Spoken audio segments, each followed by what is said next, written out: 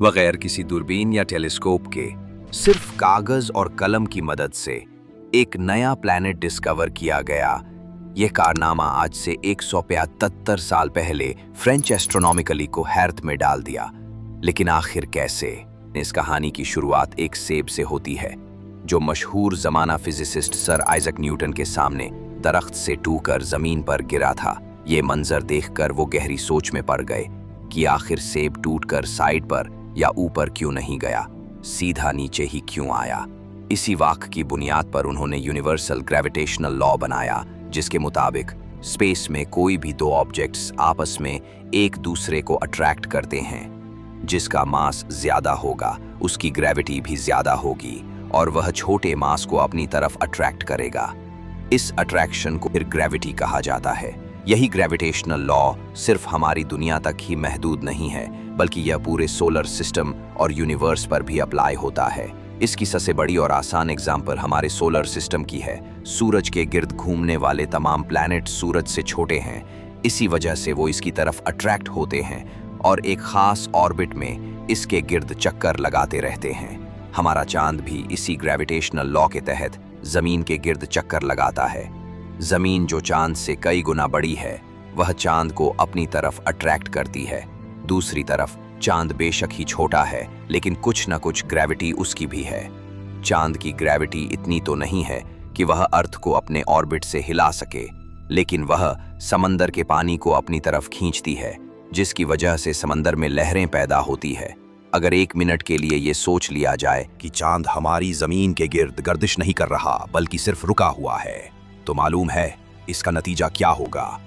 चंद मिनटों में ही चांद हमारी जमीन से आ टकराएगा। जी हाँ, जहां अर्थ की ग्रेविटी उसको अपनी तरफ खींचती है, वहीं उसके ऑर्बिट करने की वजह से, गोल चक्कर लगाने की वजह से एक फोर्स पैदा होती है जो इसको बाहर की तरफ धकेल दे है। इस फोर्स को सेंट्रीफ्यूगल फोर्स कहा जाता है। चांद की सेंट्रीफ्यूगल फोर्स और अर्थ की ग्रेविटी दोनों इक्वल हो जाने की वजह से ही चांद अपने फिक्स्ड ऑर्बिट में गर्दिश करता है। इसी तरीके से ही तमाम प्लैनेट भी सूरज के गिर्द ऑर्बिट करते हैं, न्यूटन के इस ग्रेविटेशनल लॉ पे। कई एक्सपेरिमेंट्स हुए, रिसर्च हुई और ये साबित हुआ कि हमारी कायनात का पूरा निजाम इसी लॉ पे डिपेंड करता है। ये बात हो रही है साल 1840 की, जब हमारे सोलर सिस्टम का आखिरी प्लैनेट यूरेनस हुआ करता था, हमारे अर्थ से 4 गुना बड़ा। ये प्लैनेट कुछ ही अरसे पहले 1781 में एक टेलीस्कोप की मदद से डिस्कवर किया गया था। लेकिन इस प्लैनेट के इस सैयारे के ऑर्बिट में एक अजीब सी गड़बड़ नोटिस की गई। गड़बड़ ये थी कि ये न्यूटन के ग्रेविटेशनल लॉ पे पूरी तरह अमल नहीं कर रहा था। ये अपने ऑर्बिट में एक खास पॉइंट पे आकर अपने आप इधर उधर होने लगता। ग्रेविटेशनल लॉ जिसकी वजह से पूरी यूनिवर्स का सिस्टम चल रहा है, भला सिर्फ एक प्लैनेट उसके खिलाफ कैसे काम कर सकता है? पूरे 60 सालों तक दुनिया भर के एस्ट्रोनॉमिकल ग्रेविटी थे, वह सारी रात यूरेनस को स्टडी करते रहते, लेकिन उसका ग्रेविटेशनल लॉ के अगेंस्ट हरकत करना और अपने ऑर्बिट से निकल जाना उनकी समझ से भी बाहर था। लवेरिया का कहना था कि ऐसा सिर्फ एक कंडीशन में मुमकिन हो सकता है कि जिस पॉइंट पर यूरेनस अपने ऑर्बिट से निकलकर ऊपर नीचे मूव करता है, वहां उसके करीब कोई बहुत बड़ा मास या प्लैनेट हो। लेकिन मसला तो यही था कि किसी को भी उसके आसपास कोई प्लैनेट नजर नहीं आ रहा था। हत्ता कि कुछ एस्ट्रोनॉमिकली वेरिए जिन्होंने अपनी ज्यादातर जिंदगी स्टार्स और प्लैनेट पर रिसर्च करके गुजारी थी, वो अपनी बात पर डटे रहे कि ग्रेविटेशनल लॉ बिल्कुल सही है और यूरेनस को कोई दूसरा प्लैनेट अपनी तरफ अट्रैक्ट कर रहा है। 23 सितंबर 1846 की रात को लवेरिया मामूल के मुताबिक दोबारा आसमान की तरफ देखकर गहरी सोच में मुब्तला थे। तभी उन्होंने एक कागज और कलम उठाया और लंबी चौड़ी मैथमेटिकल कैलकुलेशन करने में मसरूफ हो गए। जब कैलकुलेशन का रिजल्ट आया तो उन्होंने यूरेनस के पास एक पिन पॉइंट लोकेशन की निशानदेही की। उनका कहना था कि इस पॉइंट पर जरूर कोई दूसरा प्लैनेट यूरेनस के करीब मौजूद है। ना सिर्फ उसकी पोजीशन, बल्कि लवेरिया ने उस प्लैनेट का मास भी कैलकुलेट किया और ये नतीजा निकाला कि इस सीक्रेट प्लैनेट का मास भी यूरेनस जितना ही है।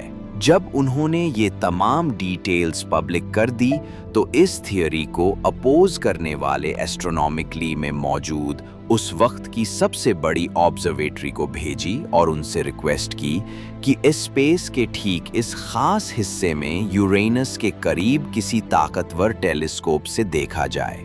बर्लिन ऑब्जर्वेटरी के डॉक्टर योहान गॉडफ्रे गेल ने जब आसमान के उस खास हिस्से में देखा तो उनको भी अंधेरे आसमान के सिवा कुछ न दिखा।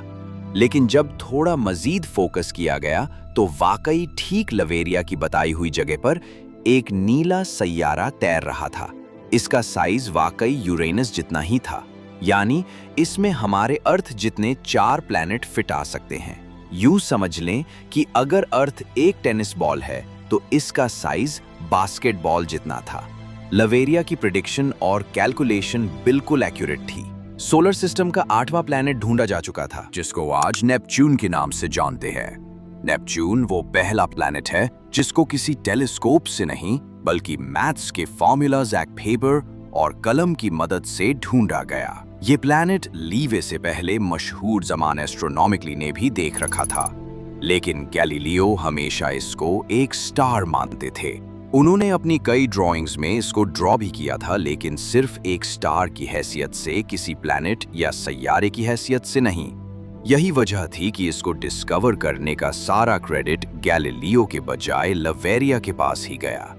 क्रेडिट तो इनको बेशक मिल ही गया था, लेकिन वो हमेशा चाहते थे कि इस प्लैनेट का नाम भी उनके अपने नाम लवेरिया से जोड़ा जाए।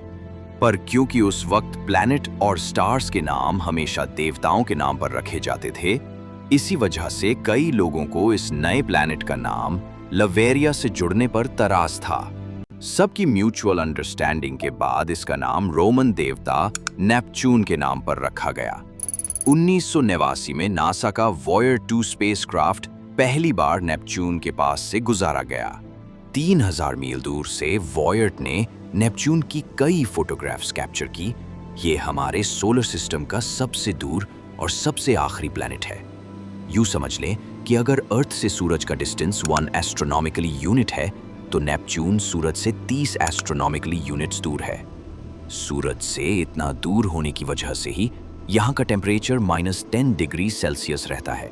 नासा के मुताबिक ये बर्फ का बहुत बड़ा जॉइंट है जहाँ हर वक्त तूफान चल रहे होते हैं। ऐसे तूफान जिनकी स्पीड 2000 किलोमीटर पर आवर तक पहुंचती है। याद रहे कि अर्थ पर सबसे तेज तूफान की स्पीड 407 किलोमीटर पर आवर तक रिकॉर्ड की गई थी। यहाँ का एक दिन अर्थ के 16 घंटों के बराबर और यहाँ का एक साल अर्थ के 165 सालों जितना लंबा है। लवेरिया, जिन्होंने सिर्फ मैथ्स के फार्मूला से इस प्लैनेट को ढूंढा था, वो आज जिंदा तो नहीं है, लेकिन पेरिस में इनकी कब्र पर नेप्ट का ये मॉडल इनके कारनामे को हमेशा याद दिलाता रहेगा। ये वीडियो भी आप लोग भरपूर लाइक और शेयर करेंगे। आप लोगों के प्यार भरे कमेंट्स का बेहद शुक्रिया। मिलते हैं अगली शानदार वीडियो में।